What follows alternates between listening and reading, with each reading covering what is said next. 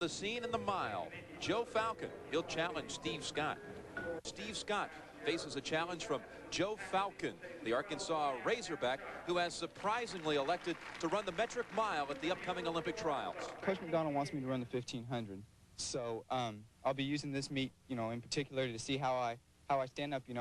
In all fairness, you have to consider Steve Scott and Jim Spivey, two people that are going to, definitely going to be there in the finals and who have, extremely good chances of making the team. So if I can have a good showing for myself here, then it'll really give me a lot of confidence going into the trials.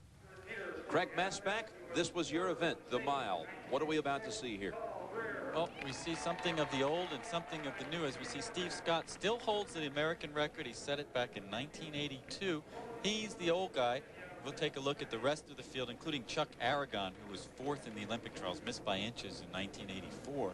But Steve Scott, the veteran, the guy who's run 120 sub-4-minute miles in his career, he's broken 350 8 times in his career. He's been the top-ranked American 9 times versus Joe Falcon, a newcomer to this event, many times NCAA champion, but he's only run 2 sub-4-minute miles in his career. So a chance to see how Falcon stacks up against the veteran, Steve Scott. Right at the start here, Jim, keep your eye on the outside. That's Paul Greer from San Diego State. He's the designated rabbit, the guy that's been asked to take the field through a 57 first lap, 156 at the half mile, but I'm afraid he's going out too quickly here. What damage can be done when the rabbit is that far in front of the pack? Well, the rabbit serves 2 purposes. On a windy day like this, he's supposed to block the wind. He's not doing that by being so far ahead, nor is he helping the other guys get into a relaxed running rhythm. He's too far ahead to provide either of those services. Craig, we've set the story. Scott at age 32, Falcon at age 22. How much of a factor is age? How long can you run competitively in this sport? Well, I think in the mile, as we see Scott right in the middle there in the sunglasses, in the mile it's a very individual thing. Steve Cram set the world record when he was only 21, but Mike Boyd ran very well into his late 30s. I think Scott has said this will be his last year in the mile. He's going to move up to the 5,000 meters, but he's already proven this season that he can be competitive at the world-class level. He's run a 3:53 mile, the fastest in the world. As we see them out fairly slowly, 61. Steve Scott also plays a quick game of golf. I think he has the world record for 18 holes. Well, he's played 18 holes well under an hour, and he shot a 92 when he did it, so he's pretty good out on the links. And I thought Lanny Watkins was a quick player. Now we see Scott still well behind, as well as Falcon. Greer, the pace setter right now, the rabbit, he will drop out in the 3rd lap. He's providing no help at all. This has become a tactical race, much like you'd see at the Olympic trials or the Olympics. These guys are all looking at each other, feeling each other out. They're really now thinking about the latter stages of the race. This is going to come down to a big kick in the last lap. Steve Scott, what does he have to prove?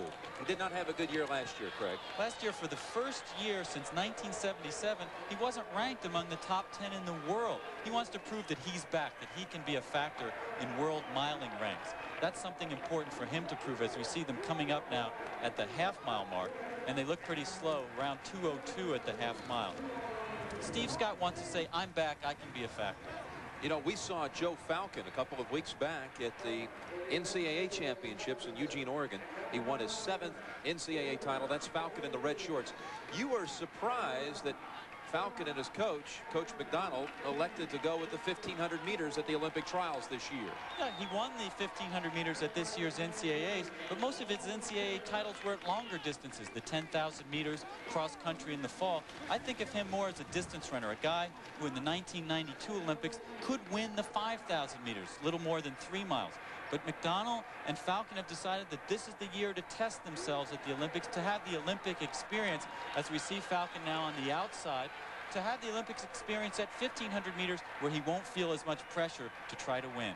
All right, Greer has dropped out as the rabbit. Now with 1 lap to go, it's Chuck Aragon in front, Jeff Atkinson 2nd, and it's Joe Falcon in 3rd.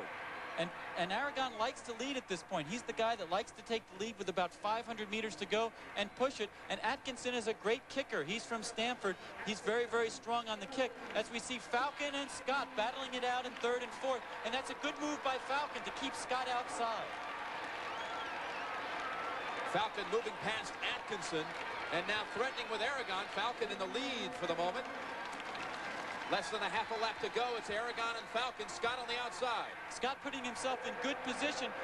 Falcon's got to try to hold him off here and then have a burst down this straightaway. It's Scott now in front of Falcon. Steve Scott pulling away, very much in control. He will win the first encounter against Joe Falcon. Unofficially, 3 minutes, 56 seconds. That's a good controlled victory for Scott. Not so fast. He's run 3:53 this year, but the kind of tactical race that he's likely to find at the Olympic trials and in Seoul at the Olympics. A lot of pushing and shoving, a strong premium on being at the right place at the right time, and Scott was right where he wanted to be as they came off the turn. On Falcon's shoulder, ready to sprint down the home stretch. You know, Falcon was 10 years old when Scott was first world ranked, and here Scott gives him a lesson, shows him what he's going to have to do if he's going to make the team in Indianapolis in a couple of weeks. Steve Scott had it made in the shade today, winning on a track where the great milers have competed. It's a little breezy, so I just decided to make it a race. And it was actually good for me because it's the exact kind of race it's going to be in the trials. And it was a chance for me to test my speed and my kick as it is right now. And, you know, I was pleasantly surprised with where I am right now. We really have a contrast here. Steve Scott, who's been world ranked for a number of years in the mile, and Joe Falcon just really kind of establishing himself in the event. Really, Joe, what did you, I guess, learn,